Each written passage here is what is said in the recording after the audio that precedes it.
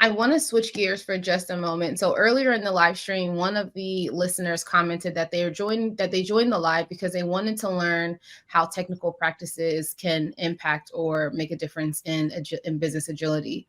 I wanted to ask about uh, losing my place here. I wanted to ask about iterative development or requirements up front because I know that's a big change that a lot of people do struggle with.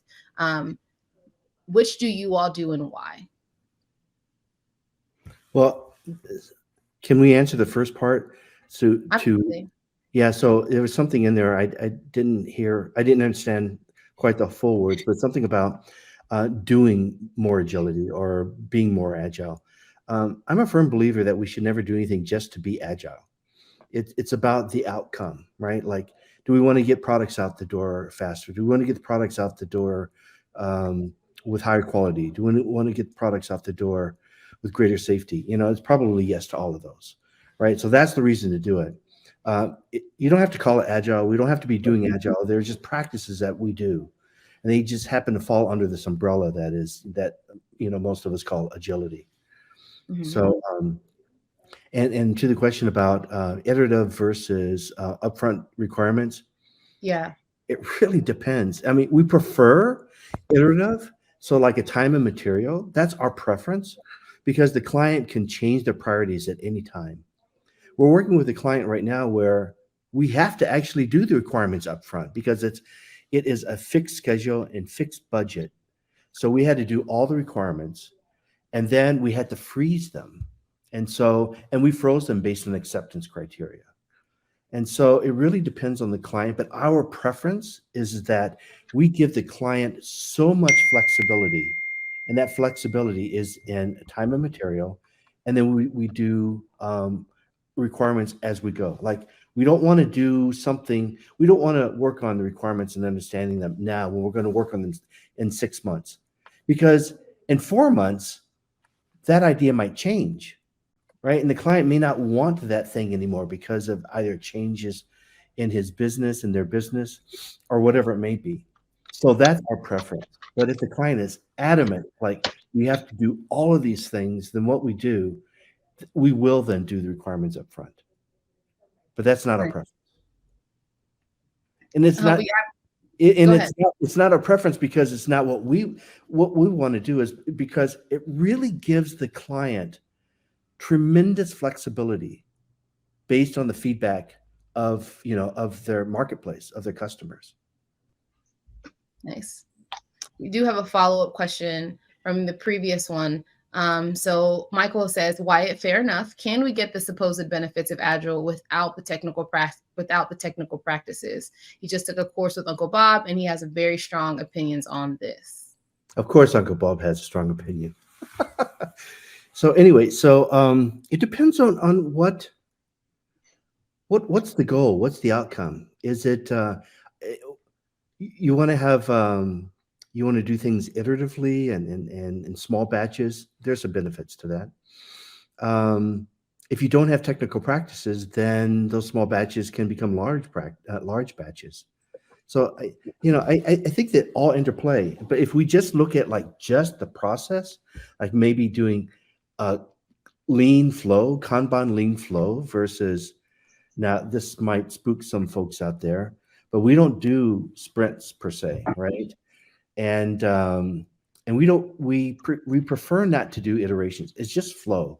We have a Kanban, we have a backlog, and then we just pull work, continuously pull work.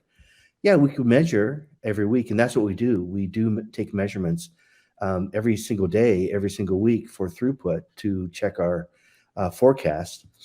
Um, but we don't set time aside to do story points or do backlog grooming. We're constantly doing grooming, like every single day, small bits, like 15 minutes, 30 minutes here and there. But the technical practice really feed into the ability of delivering things with credibility, with confidence. And if we don't have things wrapped in tests for feedback loops, that's an area that I find very difficult to believe that it's not going to, even if we do small batch development, to create like large batches of things that we have to come back and fix. So, we're constantly measuring, what defects do we have coming back? We strive for 0 or near 0, and we're pretty darn close to that, quite often. And if we're not doing the technical practices, I could go to Vegas and probably bet that that's going to slow us down. Yeah, and I want to add to that too. So our CEO, Josh Karevsky, released a book earlier this year called The Joy of Agility. And in that book, he describes agility as quick and graceful movement. And so to your question, Michael, can you get the supposed benefits of agility without the technical practices? I'm going to go out and say no.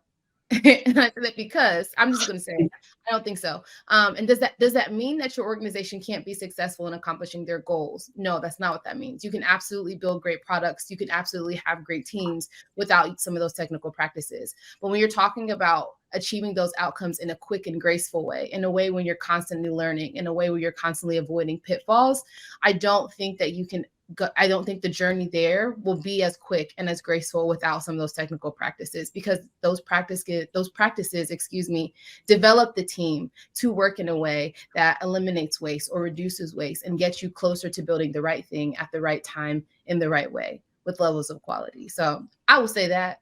Amen. I'm glad you asserted that, Jay. I agree 100% with I agree. It's the image that comes to mind for me is, yeah, you can run with your shoelaces tied together, but not in nearly the same way you would if you had your shoelaces not tied together. The technical practices in my mind is an image now of Legos, and do you want like fully formed like giant plastic pieces that you sort of have to work with in large chunks? Or do you want the individual tiny Legos, that come with the classic set? And that when we engage in these technical practices that we're talking about, you get the flexibility of working with smaller bits. And what that means is we're not doing more work than we have to in a given iteration to get the results of the experiment that we're doing on the product at that point to learn what we should build next. And that's like at the heart of software agility. Absolutely. I was imagining a high functioning team that was using extreme programming practices. And then someone says, okay, now keep going, but remove all those practices. And I'd be like, yeah, you've just tied their shoelaces together. Very good, John.